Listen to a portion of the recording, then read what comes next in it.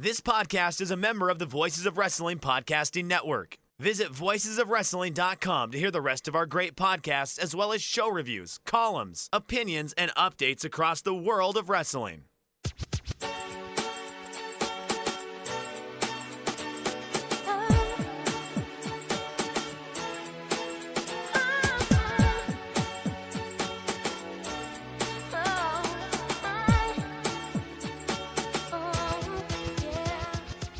This is Everything Elite, the world's best podcast devoted exclusively to all elite wrestling and the elite extended universe. I'm Aaron Bentley. I'm joined, as always, by one of my many good friends, no fewer than a dozen. It's Mike Spears. What's up, Mike? Hey, y'all, it's your old pal, Iron Mike Spears. I exist just as much as I did last week. Take it as you will. I've noticed you're making sure to qualify everything after last week. Are we going to try to shake the slide? You know, I mean, you've had a couple of tough shows. I'm happy to see that you're back in here, ready to start swinging, just stepping back in the box. I mean, you are the Adam Dunn of Twitter, so I appreciate your getting back at it. How are you doing, AB? Well, it really helps when you start the show by telling me that I've had a few shitty shows in a row. Shows. I'm not saying you ever have bad shows. I was just saying that there were a couple moments last week that you felt like you had to correct yourself. I want you to be more sure of yourself. Yeah, I tripped over my own dick a few times last week, so hopefully I'll avoid that this week. Also with us, a man who has never tripped over his own dick. It's Nate, aka Epitasis. What's up, Nate? Hello. Quite an introduction. I'm pretty fried from work. Had a late coffee today. So we're going to see how that, I'm probably going to regret that in about 4 hours from now when I'm trying to get to sleep. But I'm hoping it'll give me a second wind here. Just work from home shit all the time. Just tired of all the extra hoops that we have to jump through. Yeah, congratulations on making so many new friends over the last week. Aaron, that's all I got. Yes, also fried. Luckily, good episode of Dynamite last night, so that will hopefully power us through another excellent episode of Everything Elite. I would like to say that you did not have a bad episode last week.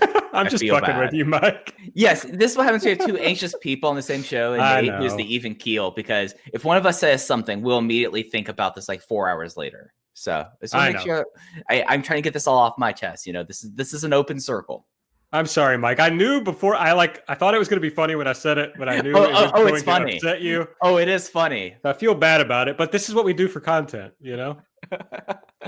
All right. If you want to follow us on Twitter or get in touch with us in any way, you can hit us up at Everything AEW. I'm at Aaron Like the Car. Nate is at Epitasis. Mike is at Fuji Heya. Please subscribe to the podcast so you get it as soon as it drops. Give us a rating and review if you're using the Apple Podcast app.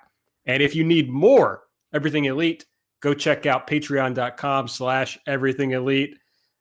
Two big things this week on the Patreon. We started a Discord channel for our patrons. We would love to see you come join us. Mike and I chatted during Dark and Dynamite this week with several of our lovely patrons, and it was a blast. So we would love to have you join us. And I dropped the first episode of my Smoky Mountain Wrestling retrospective, Lost on the Mountain, and I would appreciate it if you checked it out. It's free, actually. You just have to go to our Patreon and you can listen to it for free. All right, here's what we're going to talk about. Elite or Delete, we'll play that. We'll run down Dynamite. An early look at the Double or Nothing card. I mean, we're only a few weeks away, but still early. And maybe some interesting things in ratings. Mike has teased that there could be something interesting about the ratings this week. We'll find out. Before we get into all that, I guess the best place to start is we talked about they're going to go live. They're going live.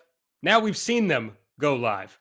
So what did we think about going live? There was a report out that they tested everyone with like rapid response testing. I've got some thoughts about that. But they say that everyone tested negative. I don't know if that includes the 30 fucking crowd members that were also involved. No idea. But generally, Nate, what were your thoughts on the first live episode of Dynamite? Yeah, I do kind of wish this had been a bad show because it would have made it way easier to come on here and been like, they shouldn't have run the show. It was irresponsible. This is what we've basically been saying for the last month of our podcast here, that they shouldn't be running these shows. My opinion on that has not really changed, but unfortunately, they did not have a bad show. They, in fact, had a good show. So that makes it a little more difficult, just because it was, for a couple hours there, just forgot about all the other nonsense and was like, I am having fun watching pro wrestling despite everything in 2020 here. Meltzer said they did test everybody, including whoever, presuming those random people in the crowd were staff members, crew members, other people associated with the venue or wrestling promotion. And they all tested and they all came back negative. JR did a spiel at the beginning, like, oh, we're doing it right. We tested everybody. Everybody's observing social distancing. Obviously not true. I'm sure JR does think they're doing it right. They're not really doing it right. They're maybe doing it the best as can be reasonably expected in these circumstances. It's fortunate that Jacksonville apparently has a surplus of these tests, and UFC is also taking advantage of this. I guess it's not the worst thing if we cordon off Jacksonville and just have all the combat people go there and they can do whatever the fuck. Like, that's not kind of the perfect thing for a Duvall, Sure. Yeah. And so, but of course, I'm sure your point, the rapid response tests are probably not super reliable. There's been some super high false negative rates reported on a lot of those tests. So it's kind of, again, we just don't have the information to really be conclusive about exactly how responsible it was, but they certainly did, I think, a pretty good job of, it's a wrestling program, it's a work, they're trying to work the audience. They did a pretty good job of, I think, working the audience to at least put, I think, your mind at ease while you were watching the show, to be like, okay, well, they did what they could. Yeah. So I'm sorry, Mike, I just wanted to jump in on that testing point. That's like, my big thing is not just the testing, it is the public handling of this whole deal. Like, the first time we hear that they're going to be testing everyone is from a Facebook post by the IATSE union who set up the things, the technical things before the show. And then finally, Tony Khan does a tweet. That's all well and good, even though I think they should have been more open about that. But you're right, Nate. The rapid response tests are, as far as we can tell, terribly unreliable. So here's what I want to know. What tests did they use? Did they use more than one type of test? There's a lot of thought out there of giving people several tests. I think that's what happens at hospitals so that they can be sure about the test. So did they give everybody a few tests? What all did you go into? And maybe most people don't care about it, but I think that AEW could not only get themselves some good PR, but set a precedent for UFC. I mean, who knows if they'll follow, but WWE, for these other places, and even for pro sports when they start coming back. Yeah, I was on the point of UFC. They did, I presume they're the exact same tests, because this is like Jacksonville has a surplus of these tests and UFC got like 1,200 of them to do for their next show. So it's going to be the same, I think, protocol that UFC is following. Yeah. And I think that what y'all are saying is right. And that's something that I've been harping on a lot, is make your practices public, especially because of the kind of this disease and the kind of things here. There is a social obligation with what precautions you're doing if you're going here. And you're absolutely right, AB, about it setting a precedent. One thing that's kind of put me a little bit at ease, and my whole opinion has not changed. I think all three of us are in lockstep about this show shouldn't be here. We've done that spiel for a month now, but IATSE being involved here does give me a level of confidence. And the reason is for people who aren't aware, IATSE are electricians and stagehands who, I didn't know that they were hiring union people in Jacksonville. I know that's a thing in some major cities that you hire Teamsters or IATSE or you don't. But IATSE is going to look after their own. Like, as a union, they're going to make sure it's taken care of. And the fact that IATSE is being open about this does give me a little bit of, hey, they are doing some things here, just because of, if you mess with like IATSE, this is just like, I think it was like local 115. That's going to get spread all throughout. And that's just going to be a huge fucking mess outside of it if you're really doing that. So that gave me a little bit of just general comfort, other than what y'all said, like, who knows about what this test is, what's the false positive ratio, what's the false negative ratio, and just in general, like as you said, like in hospitals, we've seen people be getting different kinds of tests for different things. So I guess like it did have like that effect that over like 2 hours, other than like the obvious overhanging stuff on us, I feel like this episode probably more so than anything I've at least seen in the United States so far did the best at pushing the circumstances to the back of your head as much as one can possibly be given what's going on. So I don't know. I'm really of two minds about this, I think. I do. I would have felt better if JR and Jake Roberts and these people weren't there. That would have been an easy fix to fix the level of comfort. Let me ask you guys this. What do you think about them explicitly saying, hey, the Young Bucks and Hangman Page, they didn't feel comfortable, so they're not here? Did you guys feel like that was the smart thing to do? Do you think like that was blowing up their spot a little bit? Any thoughts on that? Well, on one hand, it's good in that you're, from a PR perspective, right? You're telling your audience, we allowed all the wrestlers and staff members to choose whether they wanted to come. But you're right, with like wrestler brain, it makes them seem like the pussies who refuse to come to the show. And so that's problematic. But, if I'm Paige or the Bucks, I look around and I say, nobody's wearing masks, even out in the crowd. When we get the, which we'll talk a lot, I'm sure, about the street fight match, people are just right up on top of each other. And even if you tested negative today, that doesn't necessarily mean that you're not carrying anything. And like we said, it's it could be a false negative. So it makes Adam Page and the Young Bucks look like the smartest guys in the room, in my opinion. Yeah, that's pretty much. And we have other reason to believe that they're the smartest guys in the room. The Young Bucks have basically been the smartest wrestlers on the indies for the last decade in terms of marketing and comporting themselves. And Adam Page, we all believe to be have a good head on his shoulders. I do think if I'm going to look at it favorably, maybe it does some good to be like, hey, these guys are top stars and they're taking the position that they shouldn't be traveling or working at this time. So maybe that does something to ease the stigma of, hey, you should always be working. You should work when you're injured. You should work when, circumstances are bad. I like accidentally did like Vince McMahon voice there for a second. So maybe that's a good, they're setting a good example in that way. And, again, there's sort of a thing. I think it was probably JR that said it. Sometimes it's hard to read JR. Is he being negative or is he being positive? Like he does it with the refs. I think that was an attempt to be positive about it. Yeah, and you could actually immediately compare contrast. I mean, there was no deleting the fact that Hangman is still the AEW World Tag Team Champion.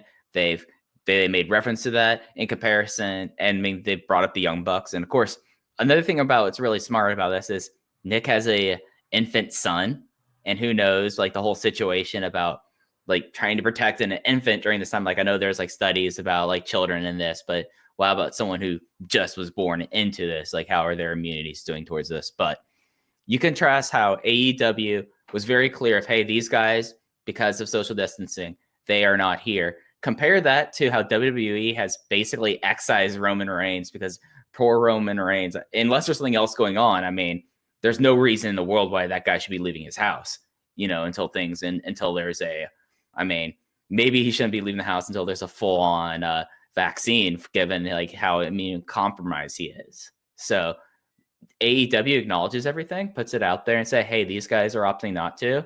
And from what we can tell, it's not really changing in their position in the company. WWE, Roman Reigns is not doing stuff, completely has been deleted from footage, like openings and a lot of stuff like that over the last few weeks. So there's two ways to handle it. I kind of like how AEW is handling it. The one thing I would say, though, is it can make them look bad in that you have two executive vice presidents who do not feel safe coming to the shows, and yet the workers are being asked to come to the shows. Yes. I mean, again, we don't think they should be running the shows, but the other point of that is, hey, if you don't feel comfortable coming to the shows, you don't have to come to the shows. Look, you have examples on both sides. Kenny Omega came to the show, but the Young Bucks didn't come to the show.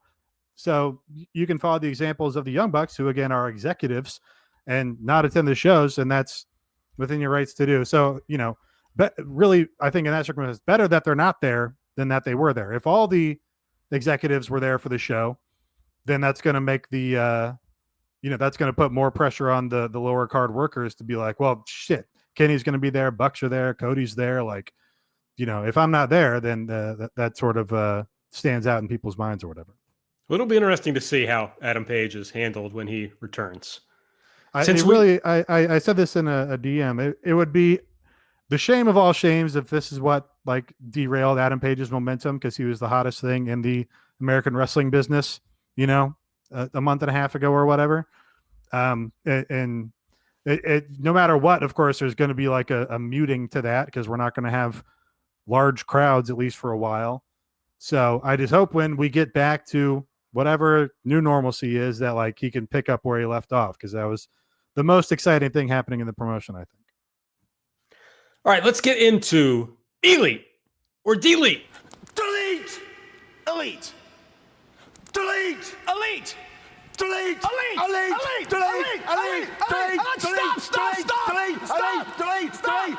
Delete! All right, if you're not familiar, this is a little part on the show where we like to just run over our favorite and least favorite things from this episode of Dynamite.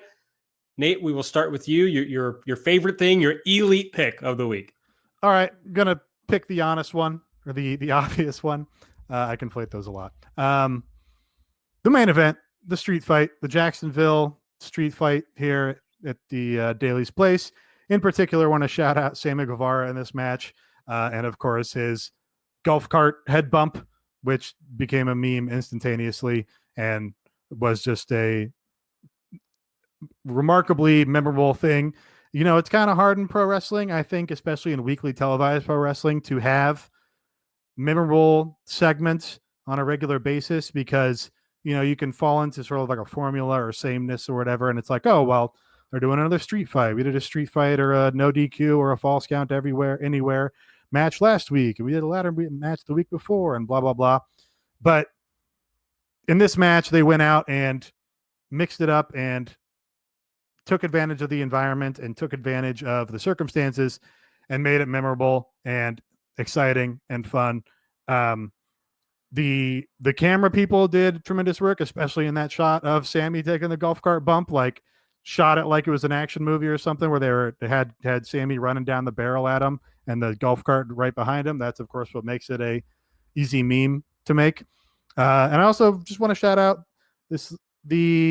that basically everybody in the crowd was also shooting this like for their Instagrams at the time. Yes, that was so good. Like, yeah, that's a very timely and current thing to be doing. This is the age of DJ battles on Instagram Live or whatever, and it's like, hey, that like makes wrestling seem halfway hip to have all these people shooting this stuff on their phones like a fan would if they were there.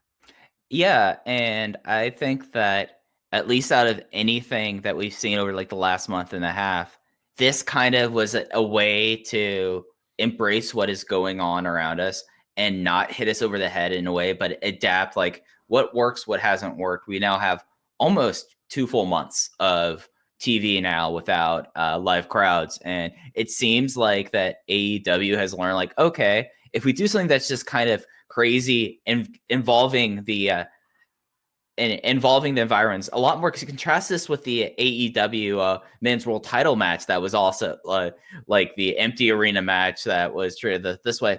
This one had like basically no stalling with it, and it was just like action.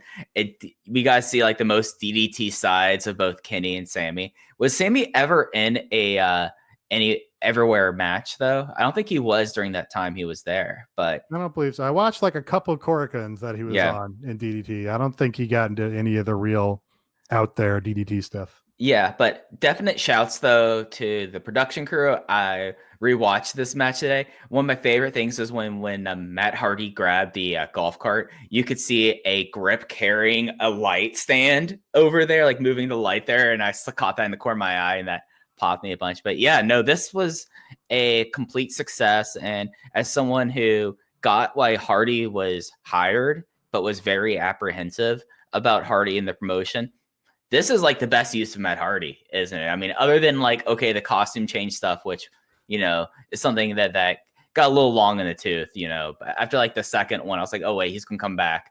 And like that, as soon as he went to the ice chest, did everyone think he was doing another costume change? Because it became very clear at that No, point. I didn't see it coming at all. I was like, it was kind of just weird to me the first time he did it. Yeah. And, I kind of laughed to myself because I'm like, oh, good thing I fucking studied the lore and watched Matt Hardy YouTube vlogs because I know that Damascus can switch personas at any time. And I just like, semi-ironically was like, that's funny. But then when he did it out of the ice bin, that surprised me. And so I enjoyed it on that level. Also, he's in great shape, and his new gear is better. His whatever Young Thug Grecian tunic that he was wearing was a delight to me. A future AEW tag team could be a bunch of Grecian wear enthusiasts, Shima and Matt Hardy. He was working hard too. I mean, he looked like he was really trying. That was fun to see. Here's my question: the Sammy Guevara golf cart bump.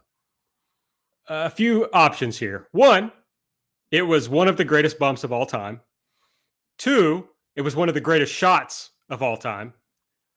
Three, some mixture of those two. Four, he just got the shit knocked out of him by the golf cart. Thoughts?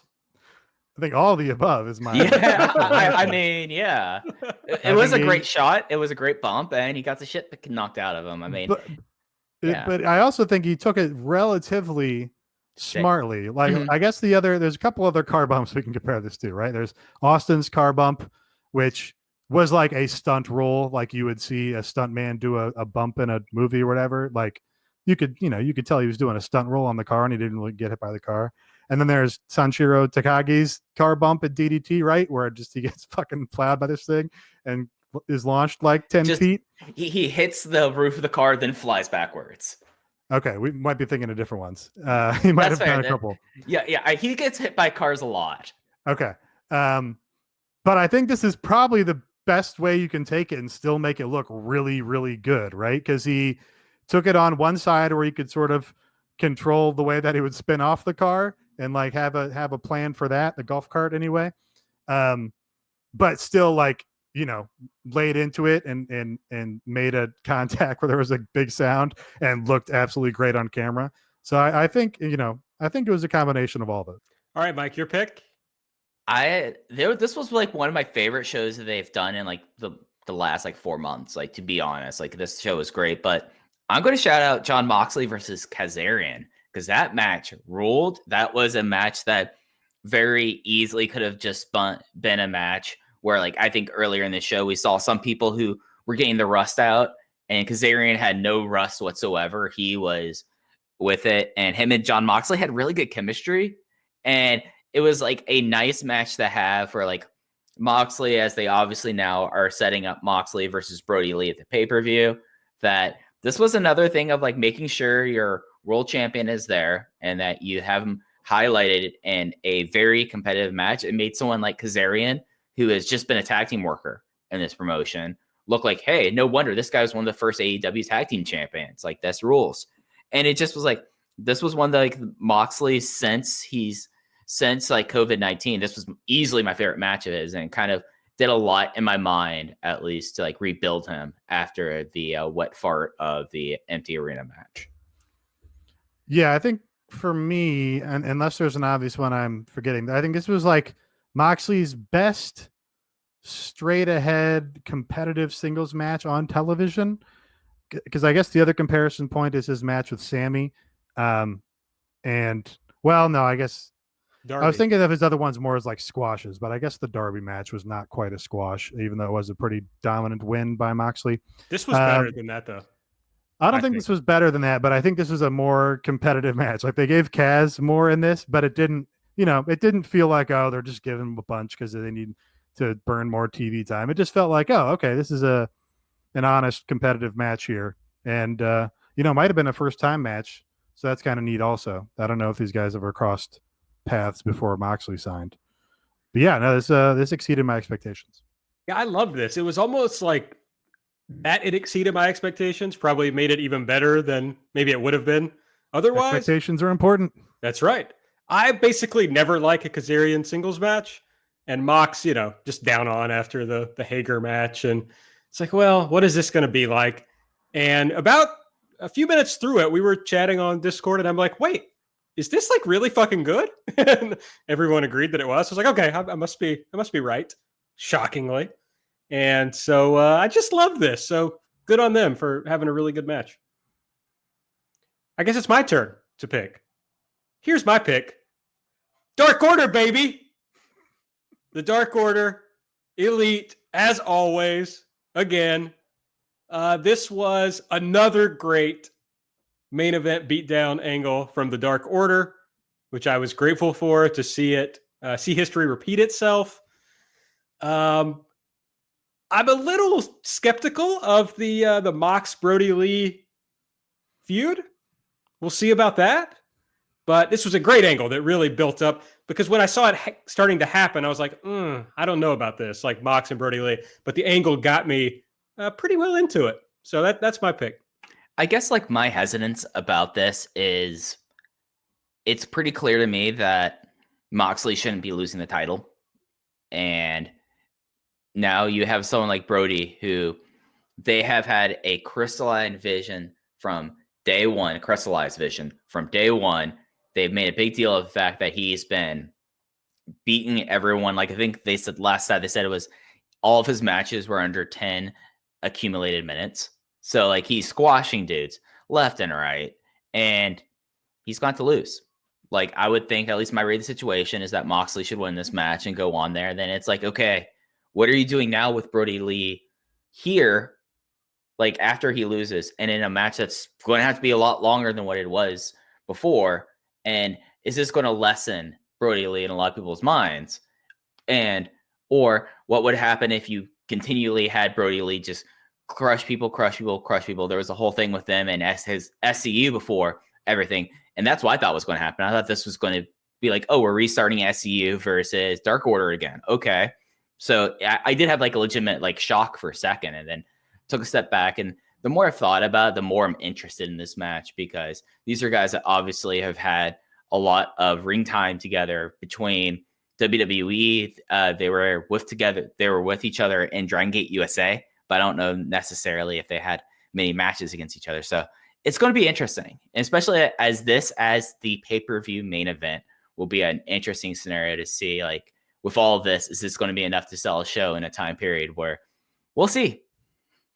Yeah, and that's kind of my thinking on the match is I don't know if Brody Lee now or ever would be a guy who you can sell out an arena having him headline. I don't know if Brody Lee versus Moxley would have, well, maybe the MGM Grand sells out just every time from this point forward. But, for another show, maybe Brody Lee and Moxley doesn't fill up an arena just because I don't know if Brody Lee's perceived that way. So maybe this is an opportunity to get the most out of him and have him in a big main event spot without sacrificing a gate, because there's not going to be, an arena to fill 100% capacity.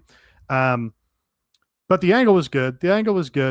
Putting the putties, the Dark Order putties in suits instead of shitty tracksuits or whatever. No, I'm sorry, Mike. Instead of shitty... They were not wearing tracksuits. Yeah, no, you're right. Whatever their weird putty outfits were. I'm also wearing a track jacket. Did it, I think, a lot of favors to the Dark Order. Like it kind of worked having Brody Lee there, and his size and presence sort of legitimizes the whole thing.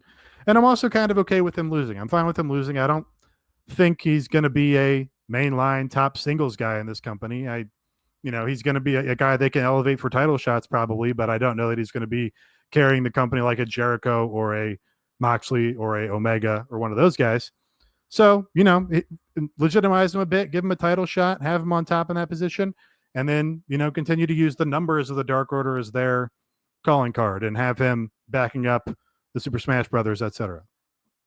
There is no reason to give away like a real money match on this show. Oh, no, there isn't. But I mean, you're still putting someone in a slot that's supposed to draw money, though. Like, let's not completely say now, that this is a. Yeah, I'm sure they want to sell pay-per-views. Sure. Right. Yeah. Like that's my only pushback I have on Nate's point. Like, I totally get the idea of, would this sell 10,000 tickets, 8,000 tickets? No, but you put this here, we don't sell seats, and it's there, but you're still making the pay-per-view proposition. That's my only push back on that. Well, I've already set out my flag for that. I think it's going to be a really poor selling pay-per-view. However, there's an argument to be made from AEW's perspective that their 100,000 is just baked in. That's their hardcore fans, and those people are going to buy the pay-per-view. So if they think that's true, then it makes all the sense in the world to put together a match like this that would, everybody's right, would never be a main event when you got to sell 15,000 tickets or whatever. So, and I thought earlier about if the Revival is going to show up at this company, that you throw Bucks Revival on this show to sell pay-per-views. And the more I think about it, the worse of an idea I think that is, because I think with their fan base, that is a money match. So that's something you can sell tickets with and sell pay-per-views. So I would chill out on that. And look, we're going to talk about the card that they've got building so far later, but it already looks like it's going to be a representative card without giving away too much of anything. Yeah, I think that's fair to say. All right, now we will move on to the delete section of this brilliantly crafted segment. Nate, what's your delete pick of the week? So I already said that he shouldn't have been on the show. I'm going to delete Jake Roberts doing DDP yoga on top of Brandy's prone body. That was weird. Didn't need it. The snake was fine. Yeah, made it weird. The point was made by her being laid out and him laying the snake on top. The snake got the point across. There's enough imagery there. It didn't cross over into full. I was actually thinking, like, with Dark Side of the Ring, I'm like, wrestling is already like a fringe interest. A lot of people are attracted to that. It sort of plays outside the rules of society, and a lot of the scumminess and weird characters in it are the appeal to a lot of the people, on top of all the violence, etc. Like, maybe AEW could afford to flirt with problematicness more often. But then seeing old ass Jake Roberts on top of young woman, I was like, no, I don't need this. I actually don't. It wasn't just like this all happened. This happened after a match with QT Marshall that was a lot more back and forth than I think anyone would really anticipate. Like, it went a lot longer for someone that Archer, other than the tournament matches, has just been plowing through people. Like I know a lot of people say, like, oh, is this a 2-segment match for someone who's not necessarily seen as a 2-segment wrestler? So you had that. You had the whole Britt and Brandy thing. You already had the Brandy video to start this, which I thought incredible promo, by the way. We did not mention it as an elite, but that was another great promo by one I think is one of the better promo people in the company. And then you had that. You had how long this was post-match, and it just kind of was like, okay, we get what's going on here. Like, I did definitely, like, on a really well-paced show, this was the one segment that I was like, did we really need to go like all this way to this? I mean, we know that we're now 3 weeks to the pay-per-view, but did we need to go this long with this? Like, you did not need him doing the weird mounting thing. Like, that was You put the snake on her, that gets the point across, and also just tightens up the segment. You can go on to something else. Yeah. I will, again, the Brandy promo is good, and that called out a lot of our issues with the Jake Roberts character and his promos. I don't think this is going to be a situation where he's the shitty heel. He's supposed to be the bad guy. Like, he's going to get his comeuppance at some point. I have faith in the company to deliver that. So that's not really, just the actual experience of watching it. I'm like, okay, whatever. I liked getting a escalation of the Brandy the Brit shoe spot and her going with the shoe and get that getting involved in this match and it actually leading somewhere. That was a nice thing to see that sort of unroll as these weeks have progressed. And I guess that's like our half-assed second women's segment of the show, because of course we only got one women's segment here, but at least there's another angle, I guess, between those two. So up until the humping spot, I loved this angle. Like, I thought it was just brilliant. I was all in on it. I was very careful to watch. I don't know that there was a hump. I was looking for one. If there was going to be a thrust or a pump, I was going to be all the way out on it. I think he just did weird DDP yoga on top of her. I mean, I definitely popped for the snake coming out. Like, I was just like, okay, this rules. Of course, I'm a mark for that era of wrestling for sure. And I see what you're saying, Nate, as far as like, well, maybe you just play to the prurient interest at times. And I think that would work if Jake had ever mentioned those kind of things in his promo. Like, you could do a story where he's saying like scummy things about Brandy, and that's kind of where his heel character goes. But they haven't really done that. So it seemed... Well, he did the whole Bill and Monica stuff. That's in the text there. But he didn't say like, I want to get my hands on Brandy or whatever, because the worst, I mean, not the worst thing, but one of the biggest things about when he jumped on top of Brandy was I was like, holy shit, where did that come from? I did not see that coming at all. So I don't know. There might be a way to do it because I do think wrestling is scummy, and that's part of the appeal of it for sure. So I don't really have I get canceled for this probably. I wouldn't really have a problem if that was part of the story that was involved, especially since Brandy is an executive and could presumably would have the leverage to not be involved in it if she didn't want to be involved in it. I wouldn't be as positive about something that just involved a regular worker because of the power issues. But there might be a way to do that, but I don't think they accomplished it here. Sure. It just felt like Jake went into business for himself and did this creepy thing. Yeah, that's in play, I think. Yeah. All right. Mike, your pick for something to delete this week. So it made me think of like, that was the obvious thing on the show to delete. So Nate batting leadoff always gets on base because he always gets like the one thing to get us out here. But I got some. Hey, it's important to have somebody who's getting on base every time. I'm happy to contribute to the team. Yeah, I mean, you have to get on base. So when Aaron hits a home run, y'all score. I'm in Elvis Andrus. My on base percentage is fine. You have me here for the fielding.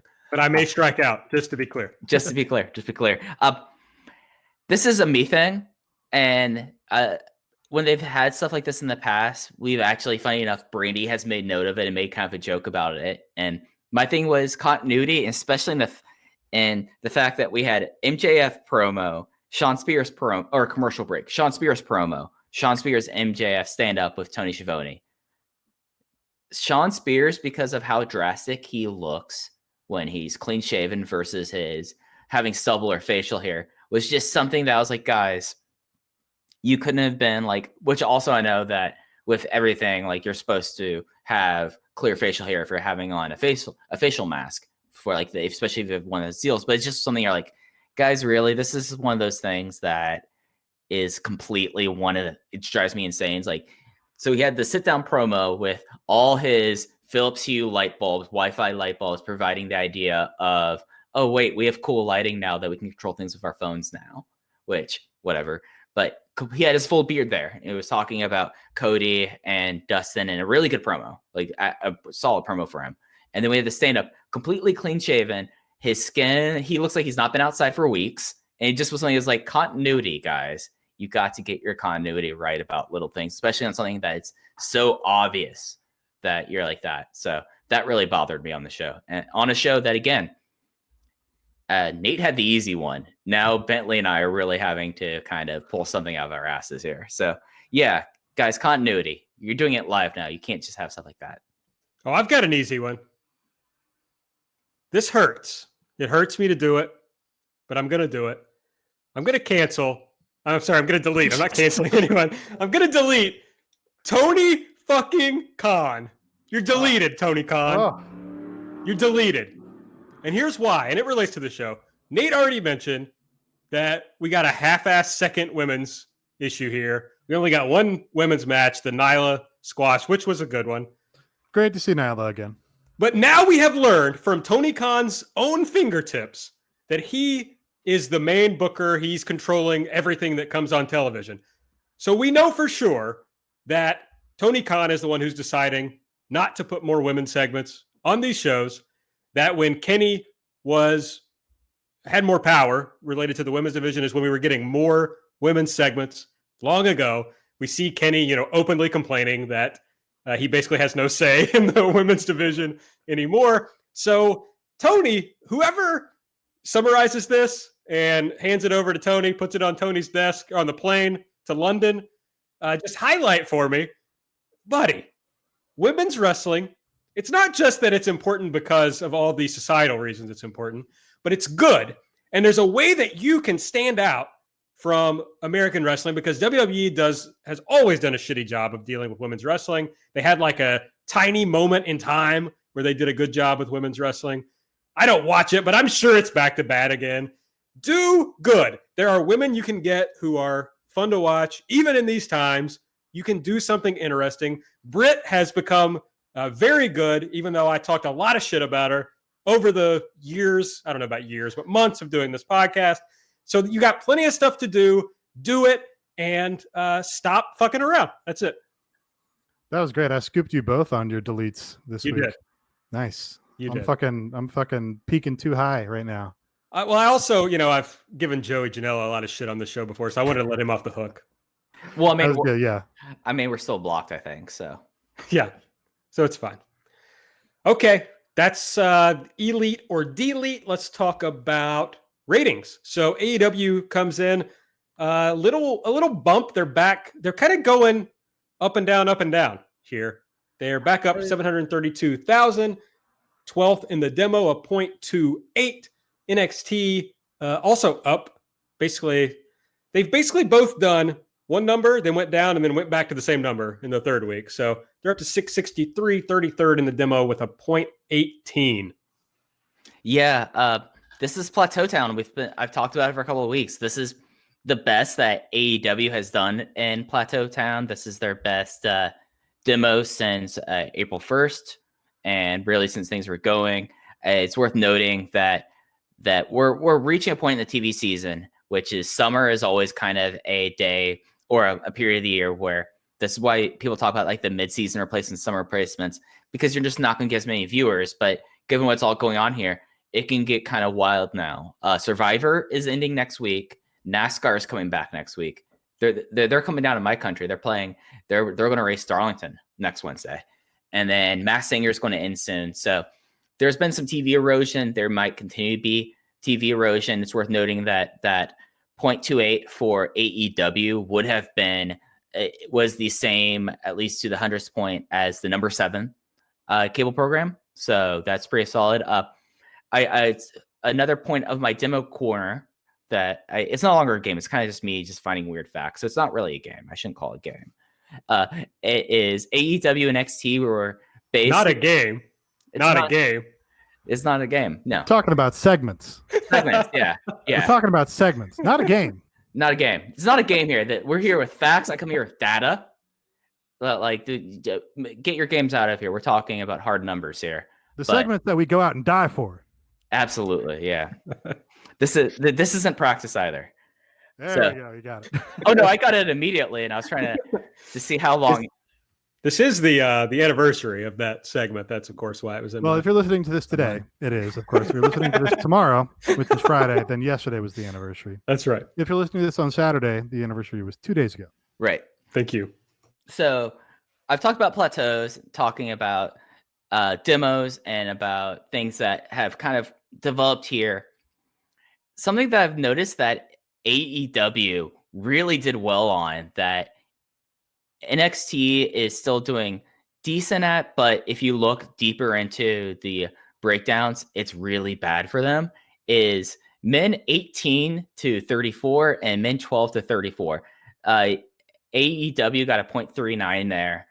The NXT program got a 0.23 there. But the thing that's like really kind of remarkable is that AEW's 18 to 34 was as much as the top rated program on cable, but for NXT's, it's getting down so low. And NXT's people, so across all genders, 25 to 54 was the second worst out of anyone in cable, and that's something that has been kind of been at a certain place, but has fallen off a rock since the epidemic happened. Why do I bring this up? Because there's like the conceit of that the NXT viewer sticks there and the AEW viewer doesn't. And it does seem that the AEW has started now really to carve out this audience, that NXT viewers, in a lot of ways, especially younger viewers, are starting to get away from the programming. Like when you go from like a 0.11 in a demographic to a 0.08, there's still a deduction of 33%. And we're seeing that with NXT, whereas AEW seems to be kind of building. We did see on some fake podcast this week, Tony Khan was a guest, and he said that they were up, I guess, last week, 19% in the 18 to 34. And he just made the point, that's what he is going to be judged on, is the 18 to 49. So, we've talked around this as we've talked ratings over the many months we've been talking about them, but it's like, that's the only number that really matters. It's not total viewers. It's not anything else but what they do in the 18 to 49. And Tony has confirmed that. I do want to say this rating here is especially good for AEW because they were without their big draw of Orange Cassidy, who's not on the show. Dave No did talk. OC.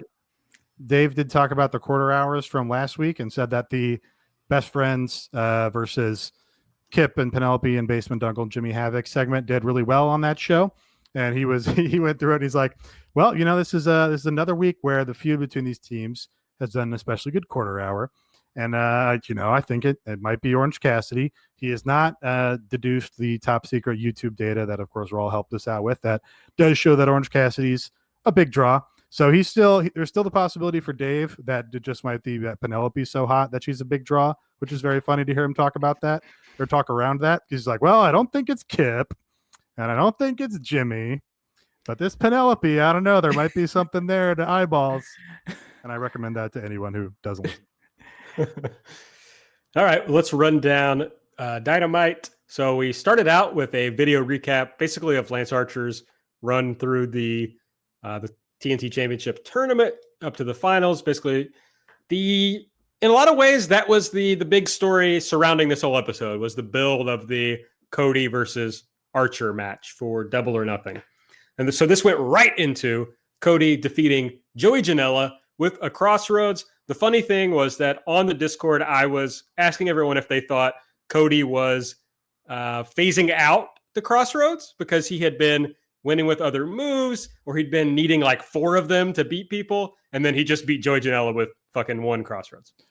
Yeah, but it was a long match, and Joey did kick out of a lot, so I don't think the 1 Crossroads really hurt him there. We might have reached a point of finish or bloat for Cody. I know a lot of people are like, oh, it's great that they keep establishing all these finishers for Cody, but he's got like 6 now. It's like, okay, maybe let somebody else have a couple finishers, Cody. The worst thing here, I guess, was just, I'm going to blame Joey, but it just ring rust. He just looked like he wasn't ready to go. I don't want to say it that way. It was his first match in some time. So he had a few missteps, and it just wasn't great. Not what you want. Yeah, it just was something that with a lot of people who were coming back onto TV, like Kazarian in his 40s coming out here and having probably his best match he's had in AEW, Joey kind of did not look TV ready in a lot of ways. It just looked obvious there that he took time off and wasn't necessarily like doing. I guess like this last matches would have been like those GCW like hidden tournament that they did. Well, that has been the last matches he's done. So like that's like almost two full months ago, maybe closer to 2.5 months ago. I will say the SCU guys did do the BTE matches. Yeah. So I mean, like he was on the up and up. Maybe the Dirty Daddy should have had some matches they put up on Instagram between the two of them since they've been working out. I was gonna say, I will say he's been working out. It looks like pretty hard with the Dirty Daddy, so I got to give him props for that. They got to bring in Dickinson to this promotion, for Christ's sake. Bring in the Dirty Daddy. Highlight that one too.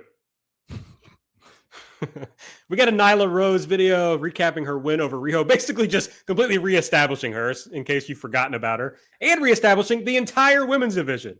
So I guess setting up some possible challengers here. Well, and we would find out later, setting up the 4-way match that's going to happen next week, because there's not nearly enough multi-women matches in the women's division. Nyla got a promo right after this where she's on the entrance ramp with Tony Schiavone. And basically she just says she's always going to be the champion and yells at Tony to go back to doing his job. Then Nyla defeated the fake Danny Jordan, a.k.a. Kinsey Payne. Thought for sure this was Danny Jordan. It was not, with the Beast Bomb. Shouts out from Nyla to Chris Jericho doing the triple powerbomb finish, doing 2 powerbombs to the Beast Bomb. Yeah, Kinsey Page being 18 really hit me that I'm entering middle age pretty hard. Like that was like, Jesus Christ. This person was born after 9/11, and that's something I can't wrap my head around. Jesus. Oh, hey, welcome to my existential crisis, guys. I don't think we can use 9/11 as a reference point anymore now that we have just one every day. That's true. 9/11 wasn't fucking shit. It was a Tuesday. I mean, it's really everything that came after. Not even an especially deadly Tuesday by today's standards. True story. MJF did have on a Burberry face mask, which I thought was funny. The power bombs were good. Some WCW shit on those power bombs. Yeah, no, Kenzie Page like was flying around for Nyla. Like the German suplex where like one of my favorite German suplex sells is when people fold up when they take it, and that was really sick. Yeah, this was a fun squash match. What's Kenzie Page's deal? Who is she trained by? shouted Somebody told out me a bunch. Kane. Oh yeah, Glenn Jacobs and Dr. Tom Pritchard. Dr. Tom Pritchard. JR shouted out his friends, Dr. Tom Pritchard and Glenn Jacobs. Oh, I missed that. And Robert Morton, Ricky Morton. Ricky Morton, yeah. Ricky Morton was yeah. Also Wow, on there. She might be a legend in the making. I mean, she's from the territory. That's right. I'm gonna have to find out if she's watched Smoky Mountain Wrestling. She needs to. MJF gets a video next on a big fat green screen. He's sitting in a red chair. He talks about that a lot of young talent are claiming to be the next big thing, even though they're almost 30. But what's really cool is just being the big thing, which he is, but nobody will admit because they all hate him.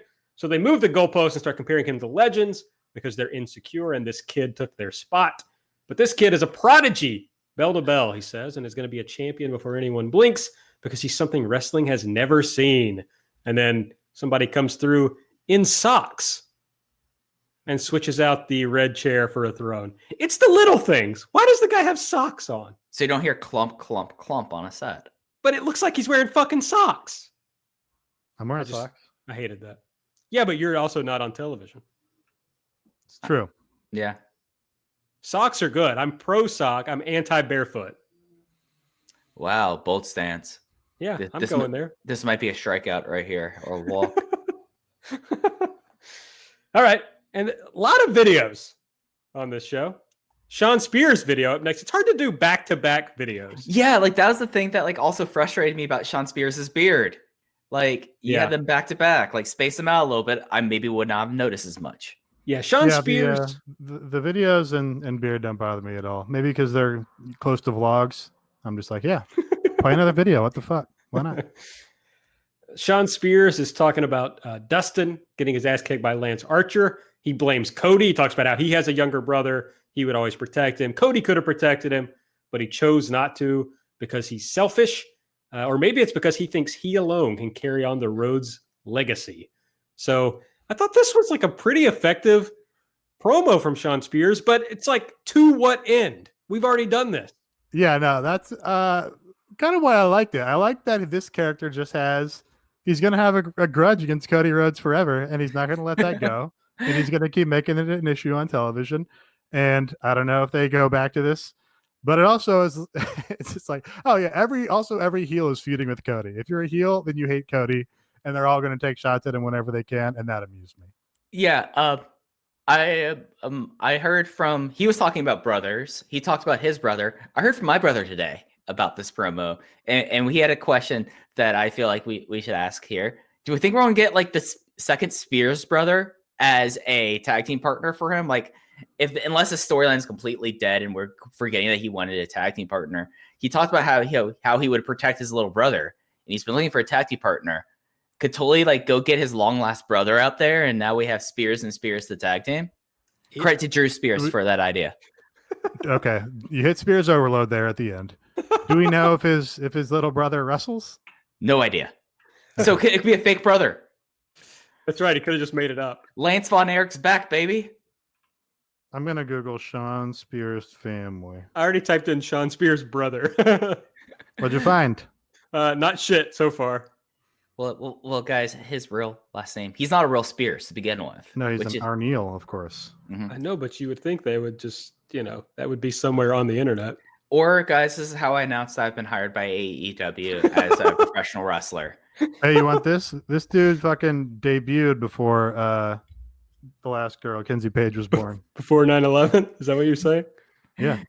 So his actual brother is a former pro wrestler. Oh. No, that's what I'm asking personal you. Life? Oh. No, it's not. I mean, there's nothing listed about his brother. Okay.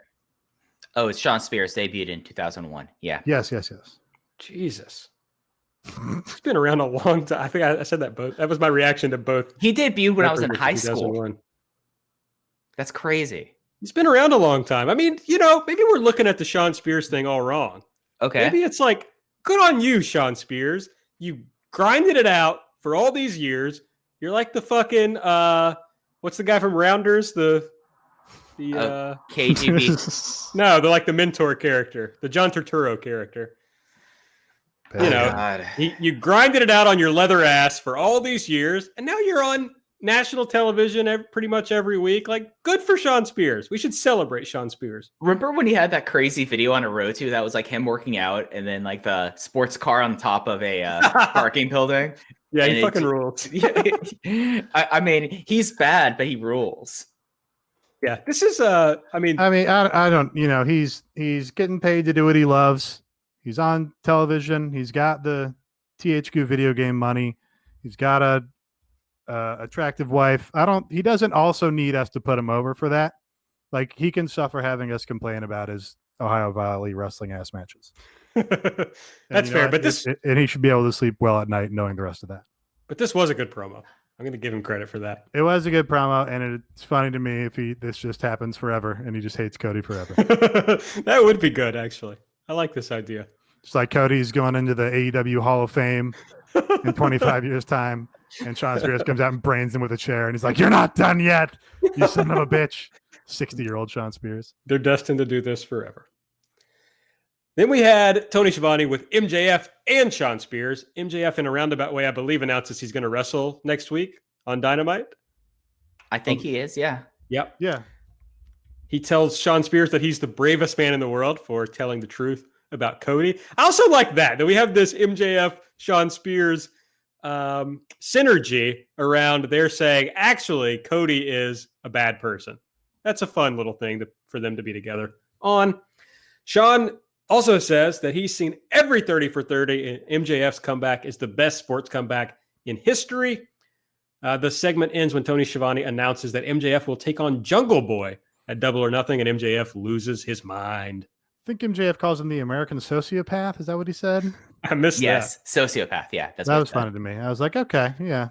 You can kind of, that's like a good healing where you can kind of believe it, because it's like if you think Robert's tweets are funny, then you're probably a sociopath, right? Stiff. That sounds like something I would have said on this podcast. No, if I recall correctly, your phone thinks you like Robert. Oh, that's right. Oh yeah, who was I trying to talk to? Yesterday, I'm in a group text. This happened again? Well, I'm in a group text with a guy named Rob, and I tried to put his name, and it corrected to Rove. At least V and B are next to each other on the keyboard. Yeah, but no, this was just a straight up autocorrect to Rove. So take that for what you will. That owns. Next up was Jon Moxley defeating Frankie Kazarian with the paradigm shift. We talked about this. It was great. After the match, the Dark Order came out to attack, which we also talked about. SCU tried to make the save. Preston Vance, poor guy, just waiting for his spot to do the spine buster on Scorpio, and they're not setting it up for him. He just stands there, finally hits Scorpio with a spine buster. Brody Lee comes out. He laid out Christopher Daniels on the way to the ring, and then he hit Moxley with the big fat lariat. Brody starts a promo, and we were alerted that this was the top of the hour with the Brody promo. So apparently they think people will stick around to watch Brody, or Moxley, I guess. Moxley was there. And Brody says he was here to answer the bounty that Mox put on his head last week. There's no crowd to save you, no energy to lift you up. This is the energy, the Dark Order, that you feel now. And he says, you're the unfortunate soul who has something that I want, something I need. So I'm challenging you for the AEW World Championship because I don't really know who you are now. Are you a movie star, an MMA fighter, a fatherless boy from Cincinnati? A little stiff here from Brody Lee.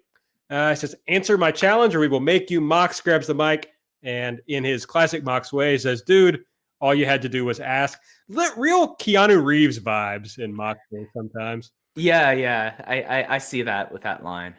Brody kicks Mox in the face. The Dark Order attack him again. And then Brody leaves with the belt, which is apparently going to be a big part of this story going forward. The champion just can't stick with the belt in this promotion. And I appreciate that. Yeah, I don't know about the stiff line from Brody, and I don't know what's going on there. I mean, like Jon Moxley on the Indies always made a reference to of him being from a broken home. Like his big DG USA promos were always talking about that. Him and DGUSA, as I've been rewatching, is a really weird trip because he is very much doing stuff in 2010 that I don't know works in 2020, by the way. Heard the same about some of those Gentlemen's Club vlogs. Yeah. A lot of YouTube comments like, "Hey Chuck Taylor, delete this now." But I think this kind of works. Like I'm starting to talk myself into this match now. I really am. Like I'm excited because I think Brody's been a surprisingly great promo for a guy who never really was a promo guy. So he was able to carry the weight of this, and then Mox doing the Keanu was kind of perfect in that situation. The match is going to be good. They should just do the Mox Ishii match spot for spot. That's my recipe for them having a good match.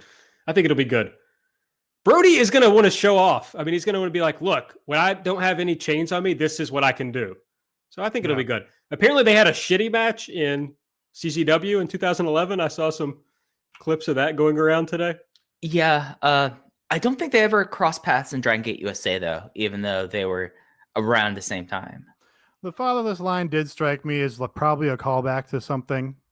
It felt like that it would have been very random for him to have brought that up, unless it was going back to CZW or something like that. So that sort of computes to me.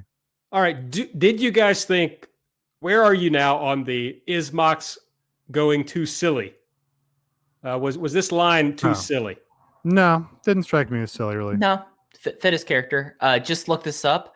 Evolve 4 from the Ace Arena, Union City, New Jersey on July 23rd, 2010. Brody Lee versus John Moxley. Double DQ, 5 minutes and 50 seconds. And Great finish, Gabe. I mean, that's Gabe for you. And that's after that's the match they had right before the really bad CZW match. All right. Next up. But no, Moxley, I think that works for Moxley's character. I don't think that was too goofy. I'm afraid the character's getting too goofy. I'm worried about where it's going. He's naturally has not goofy energy, but comic energy where he plays things off or brushes things off by taking a comic view on them, right? Mm-hmm. As long as he's not getting into like prop comedy, then it's fine. Yeah, because he still looks and carries himself like a badass. It's just like, oh, he just doesn't sweat whatever that is, so he diffuses it with humor. Yeah, I think he's just flippant. I don't know. Maybe I am traumatized by the Moxley WWE run, and so I'm terrified of where it will go. So we'll just see. But I was just like, okay, you like really getting your ass kicked here. Yeah, I mean, you look at, he talked about his New Japan run and how like he ended up taking a comic position in the whole Shota Umino thing, right? And it's like, well, I didn't want to do comedy and stuff, but then they put me with this young boy, and I'm like, hey, well, why don't we do this with it? Why don't we do this with it? But then it turns out I'm funny, right? So I mean, and that's why they started making him funny in WWE in the first place, is because he has a natural talent for that. So it's like, you just have to know when to utilize it and not drive it into the ground with prop comedy. And of course, that's what they did. So next up was the Brandy video. She was responding to Jake Roberts. He said she studied Jake long enough. And she does this. I thought this was really effective, where she tells this story about like how she thinks Jake is going to try to use her to sucker in Cody. And she says, you'll get the hero coming for me right into your trap. But it isn't 1991 anymore, Jake. If you slap me in my face, you're going to get hit back. She says she knows her husband is the good guy, but basically she's trying to separate herself from like, Cody's going to do the right thing, shake your hand, wear a suit and tie, but don't fuck with me because you don't know me, and keep my name out of your mouth. So very effective promo from Brandy. Yeah, that was good. And I like that it played off that, she still got caught by Jake here, but not in the way she expected. She didn't fall into his trap because she got blindsided by Britt, basically. And Cody didn't come out to save her. Well, we'll talk about that, but they did cover for that. Yeah, because how far away the locker rooms are. Lance Archer defeated QT Marshall. Jake was there. He had a mask on and then a face mask on, and he took it off within like 10 seconds after. I kind of think he should do the mask all the time. Like he should get a one with a snake on it, right? Like a nice cloth one. And that should just be part of his look forever. I just wish he would. Nobody's doing that. That's true. Did you think it should be like an airbrush snake or just like a screen press of it? Oh, he should. Yeah, he should just get the significant other of whoever he's feuding with airbrushed onto a face mask. Yeah, I mean, there's a lot of ways Yes. you can go with this. I mean, Jimmy Havoc wearing his spike mask instantly is like, yeah, no, that makes perfect sense. Colt Cabana being there with like a mask that looked like it had a filter on it makes sense. Colt is not someone who's going to get sick. So like we need to have like Jake Roberts either have that or have like a place in his mask where you could put like a Winston unfiltered in. I love that Colt had on just like a bright yellow t-shirt and khaki shorts, just like He's worn that like every like that's Colt wear. Like you ever seen like promos of Colt in like Ring of Honor like before a show? He'd be wearing like khaki shorts and like a yellow t-shirt. just the normiest dude. He really is. Love him. Love Colt. So the EBD claw, Lance Archer wins by. Yeah, I was a little bothered. Second time the show that the heel did their move and then picked the person up and before the 3 count and then continued the match. Just makes it less effective both times. Right. Yeah. One thing per show, folks. After the match, Britt attacked Brandy. So I feel like this is a good way that they're going to keep Britt hot, but pull her away from Nyla for the title match. So you don't kind of ruin what's going on there. And you don't have to throw Britt into a match that you probably want her to lose because you probably want Nyla to win. So Totally. that makes sense. Gives her the DDT, which was nice. Threw her in the ring with Archer. Also, not foreshadowing really, but it also didn't hit you over the head, but it was a DDT. So that was nice. Jake comes out with the snake. Of course, he takes off his mask because he's going to be getting close to Brandy. He's got it. Yeah, if he had Brandy on the mask, this would all have gone together, I think. Gets on top of Brandy. Nobody comes to save her. I don't think it's defensible. Nobody coming to save her. Well, they, it can be something you can take issue with, but they made an effort to defend it and they had a reason for it. So, that's enough for me, really. And you know what? And we saw that it was true also because golf carts played such a big role later in the show. It's like, of course they have golf carts. They have to get to and from the locker room. Makes all the sense in the world. But it's just like, first of all, this went on for a while and we never see anybody come out. I don't know. I just want to give me something later where it's like Cody's banging on the door, trying to knock down the door of their locker or something. I just hate that this happened. Nobody came out. Cody looks like a big fucking dork. And he gets, cucked right here on national television. Very sad. Yeah, it didn't bother me. I will continue to hate it. Okay. You and Brady have the same perspective on this here. Well, Brady has been right once or twice in his life, and this is one of those times. Good for him. So then we get a video that's Taz interviewing Darby Allin. Taz says, blah, blah, blah. You lost to Cody last week. How are you feeling? Nothing from Darby. Taz, real Dutch Mantel and Smoky Mountain hours here. It's going to be a lot of Smoky Mountain references from me over the next same thing, yeah. year or two. You pinned yourself. You made several mistakes. I'd love to help you if you want to chat. And Darby just walks off. But then Jim Ross really doubled down on this after they went away from this video. So this may be a direction that they're going. I'm what do you intrigued. think about that? I don't want him managing Darby, certainly. That doesn't work at all. But I guess it's a fine, if you're going to do a turnaround for Darby and say, well, we've beat him a bunch. Now we need to do something to freshen up his character and have some sort of, character reason that he's going to start winning now. But this is an okay one. This is a, hey, he went and trained with Taz on a bunch of new techniques or whatever. And this is, part of his turnaround coming. Yeah, I'm fine with this. I think that something that we don't necessarily talk about a lot in this promotion is everyone really has a manager, a valet, a head coach when you reach a certain prominence there, the alignments, things like this. And Darby as the lone wolf is a great idea, but it does seem like in this promotion, they like having these interpersonal relationships. And I'll be really amused of the idea of Darby and Taz making towns, what the two of them do in this. Just imagining Taz making Darby drive in his truck that has spray paint all over it. Taz is we got to talk about your nutrition. Oh, I ate chicken that I grilled on a Foreman grill and a 24-hour fitness in Norcross, Georgia once. And just like these kind of conversations, I'm here for that. Like there's enough here that I could sink my teeth into. And I think this could be an interesting group up. Don't like it. I don't like it because Darby walks alone, as Mike implied. But I mean, you could do a vignette. I don't want him out there during matches. Oh no, I don't want him talking for him. Mm-hmm. Well, he's got to be out there in the match because the story is that Cody has used these other people to beat Darby. Mm-hmm. And so if you want to go along with that story, and I hate that story, to be clear, I hated the Arn Anderson. Well, he did it once. He did it in the Arn match. He didn't do it in the other 2 matches. But then Brandy was like such the focal point in last week's match. Now, the story of last week's match was that Darby pinned himself, apparently, and Cody turned his finisher into a pin. I mean, that's what Taz said. You pinned yourself. Yeah, but it's very dumb. It's just bad. Anyway, the only way I can defend this is the idea that was the story. So for Darby to overcome Cody within that story, he's going to have his own person to even the odds. So I can buy it from that perspective, but I don't like it.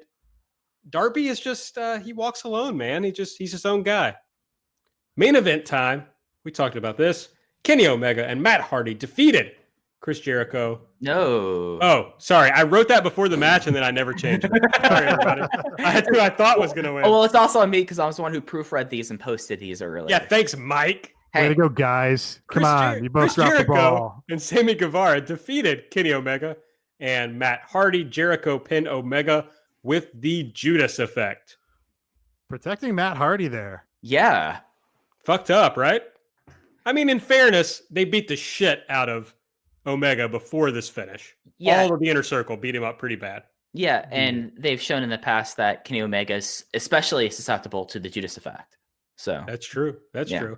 Before the match, Chris Jericho and Pineapple Pete got into it at ringside. So they set up a little match for them on Dynamite next week. Pineapple Pete went right after him. He did. He was not scared. I mean, it's a good thing that he's apparently, talent, because if I was a fan, get ejected immediately. You fucking took a swing at him. Also, he somehow got in the arena. Right. This whole segment ends with maybe the best shot in AEW history. It was, they've backed out, the inner circle have backed out to where you can see the scoreboard at TIAA Field. It says inner circle, and all the members of the inner circle are flipping off the camera. Great shot. Now, I'm really interested in the procedure or bureaucracy for TK to get authorization to just smash up the whole concourse and all this shit. Now, do you think he has to email Shad and be like, hey, we've got this segment planned. We're going to replace all the trash cans and janitorial supplies and golf carts that we damaged. Does he have to do that? Is there they own Daly's Place. They don't own the football field, right? They operate it. It is that they technically don't own Daly's Place either. They operate both of them. Okay. So that's interesting. I imagine they have carte blanche basically to do whatever they want. But is there gonna be a grounds manager that comes to work the next day and is fucking pissed off because there's a bunch of shit broken all over the place? I'm interested to know. Yeah, no, imagine if you're the operations person coming in and you see this huge dented garage door. You see that Tony has put a giant graphic on your giant screen and left it there all night because apparently there's going to burn in. There's going to be some burn in. You know how many bulbs you're going to have to replace with that? That's serious business. Not to mention you broke the walk carefully sign. You all the trash cans. You got to make sure you're going to take that golf cart and make sure its alignment's all right. Make sure you didn't fuck up the suspension by hitting Sammy Guevara. There's a lot of things there. They need to at least have some sort of acquisitions form. We need to see some chain of command here. We don't need to have this going in mediation. We've seen what's happened before when Megdad Parak has shown up. We have people get their arms broken. So we need to know what's going to happen. I've just looked it up, and the city of Jacksonville owns the stadium and Daly's Place. Yeah. So I really like to imagine that they had to go to a city council meeting. And Tony could be looking at another $10,000 fine here. Oh, we forgot to talk about that on the show. Yeah. Huge news. Oh my God, we should have led with this. This should have been a delete. You For could have just sure. slow played that and been like, "Oh yeah, well we'll get to that after the Dynamite." Yeah, episode or here. you could have been No. like, I don't recognize the sovereignty of the Maryland Athletic Convention. I don't. I mean, that's what I was going to go, and I still don't. I mean, I don't. I believe that things should be run and that we should have like some things taken care of, but athletic commissions and pro wrestling just don't make sense. So yeah, If you don't know, the Maryland Athletic Commission has not really fined. AEW has entered into a consent order agreeing to pay $10,000 for their violations of regulations promulgated by the Maryland Athletic Commission regarding weapons and blood in the matches at AEW, Full Gear? Yep. In the Kenny Omega John Moxley match, spearheaded by one Christopher Cruz. Not anyone. yeah, that's like a Not name famous. that's a name that I have not heard in like 15 years around wrestling. Like, what kind of nerd has to like go talk to an athletic commission because you have like something like that's like real cop collar shit. See, I think love- this is good because it just legitimizes pro wrestling as a real sport. Sports should have commissions. Fights should have commissions to look out for the fighter's safety. Otherwise, they're going to be doing whatever Dana White wants them to do, and that's no way to live a life. So I think it's good that pro wrestling is treated the same as legitimate shoot fights. But at the same time, there's the whole deal, especially in the state of Kentucky, about how the athletic commission has completely just turned into a grab bag of taking money from promotions, taking money from wrestlers, just to give them a piece of paper to say they're wrestlers. I am not going to take this slander. Oh, The Commonwealth, first of all, of Kentucky. the Commonwealth of Kentucky has repealed a lot of these things, though. But this is like, You're goddamn right we have. yeah, This yeah, is a right to work state. not the number one right to work state in the nation, bud. There's liberty in this state, in this Commonwealth, sir. Just make sure you don't get into a fight with your senator neighbor about your lawn. Man, I wish I lived next to Rand Paul. I'd beat the shit out of him. Parody. Allegedly. I would allegedly beat the shit out of him. I dare that motherfucker to leave some leaves on my yard. All right. That's Dynamite from this week. I guess I already plugged the Patreon, but we also did the Pod Beyond with Aaron Taub, TJ Hawk, talking about did I already talk about this this was from this week, right? Yeah, no, we posted that on Monday, buddy. Okay. I think you previewed it last week. Yeah. Okay. Yeah. It's good. Go listen to it. Lost on the Mountain, I would really appreciate it if you go listen to it. Next week, we're going to have another episode of Terrace House Party, which I'm excited about. And then after that, we got a bunch of Double or Nothing content for the end of the month. And by a bunch, I mean, we're going to do an instant reaction show and we're going to do some sort of retrospective on last year's Double or Nothing. Check out the Discord. Go to patreon.com/everythingelite. You know, the Discord stuff is a lot of fun and I can see more content coming from that in the future. So get in on the front end is all I'm saying. All right. Next week on Dynamite, coming back to you, I'm sure, from Daly's Place again, although it'll be taped next week. We're going to have Jurassic Express and Marco Stunt. So it's going to be nice to see Jungle Boy back again. Hell yeah. Taking on the Best Friends and Orange Cassidy. We're going to have Santana and Ortiz taking on Kenny Omega and Matt Hardy. I guess they're just a new ongoing tag team for now. We got the Women's Four-Way, another multi-women match. Hikaru Shida, Britt Baker, Chris Statlander, and Penelope Ford. Is it official that this is a number one contenders match? No, but if we're going to read into how they're promoting it, it does seem like whoever wins this match probably is going to be in the women's world title match at Double or Nothing. Yeah, so presumably Shida will win this and face Nyla Rose, I'm guessing. That was the story they were telling before, although they're kind of able to do like a soft reset here with anything they want, and they don't care about it anyway. Chris Jericho will take on Pineapple Pete, a.k.a. Shug D. We're going to hear from Jake Roberts and Lance Archer, and MJF will be in action.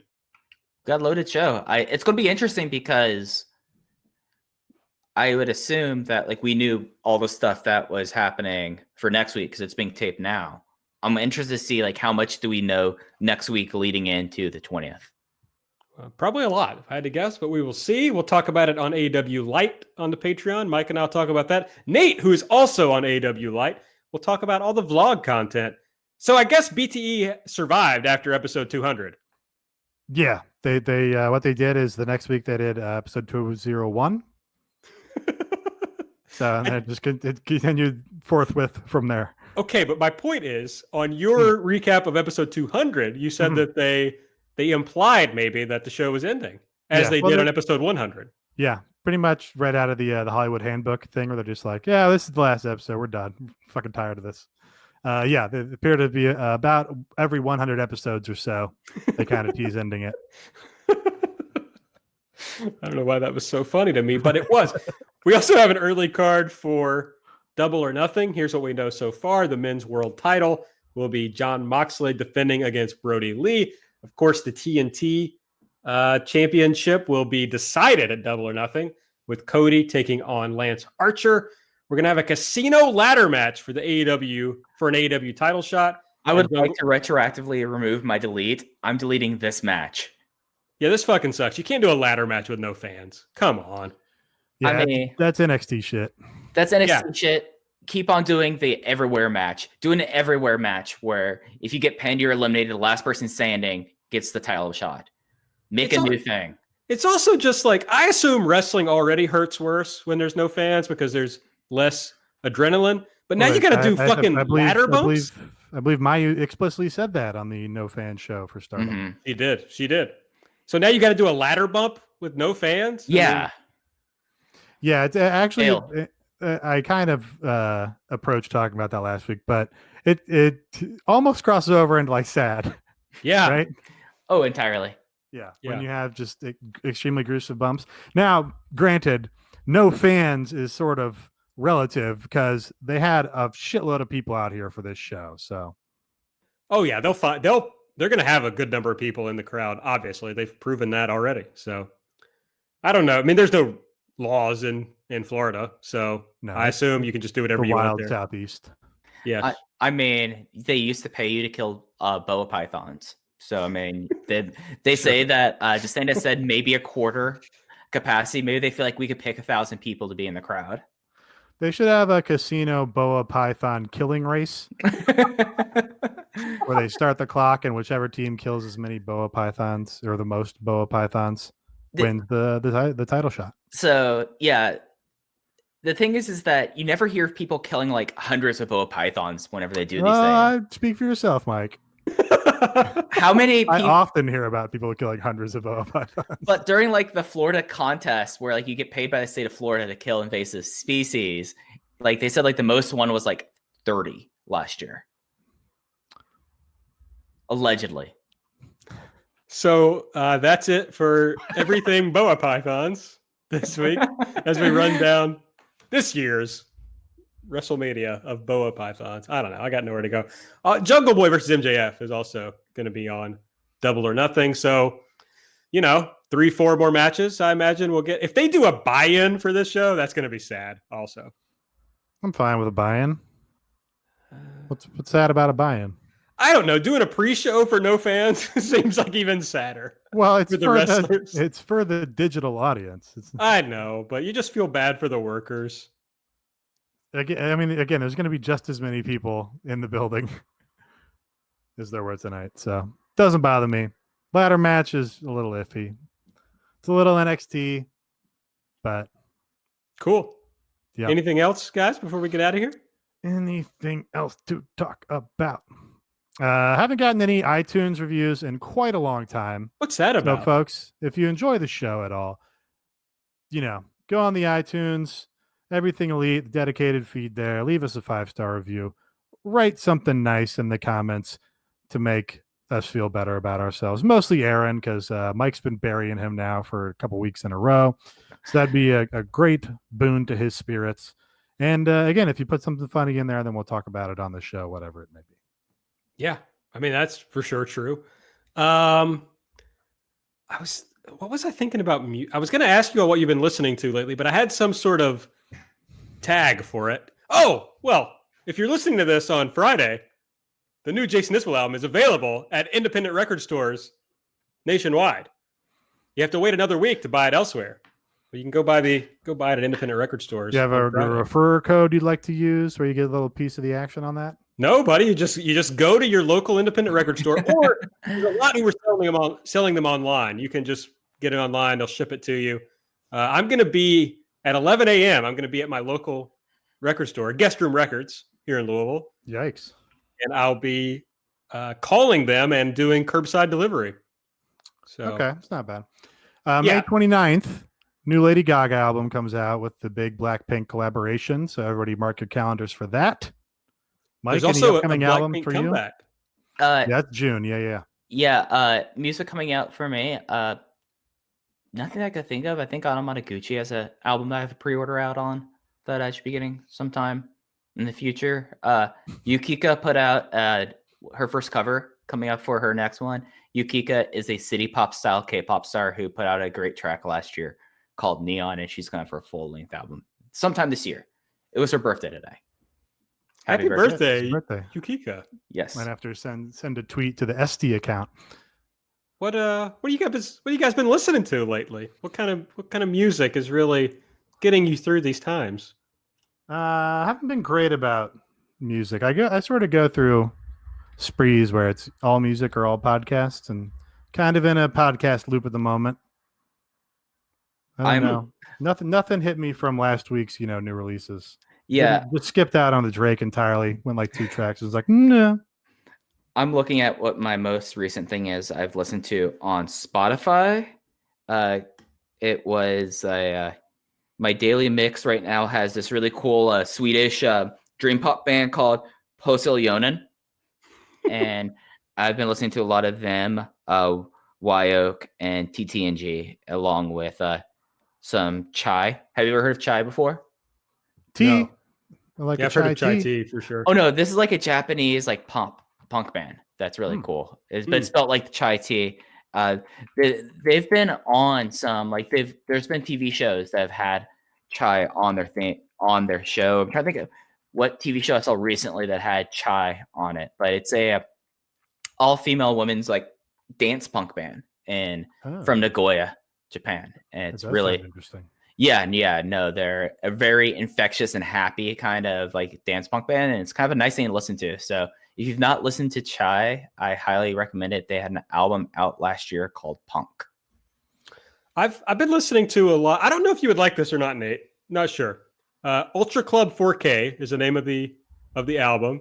It's Wicca Phase Springs Eternal and Doves, but it's like they took a bunch of dance songs. I mean, every song is sampling some sort of real dance hit. Oh shit! Okay. But they kind of fucked with it in their own style or whatever. Yeah. And at first when it came out, it was just an hour long mixtape. But they've gone back and separated up into tracks, and I've been really, really enjoying that. So that's been good. And then I've just been listening to basically the entire Jason Isbell discography as I prepare for new songs. This is how much of a fucking nerd I am. I have avoided any of the singles that have come out so that I can just get that first listen on the album tomorrow morning.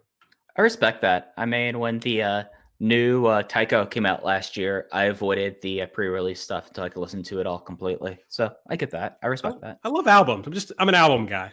Yeah, albums are cool. I did move my portable record player up to my office. So maybe that's what I'm going to do over the next week. I'm going to pull out some vinyl and listen to them, and so I'll have more stuff to talk about during this section.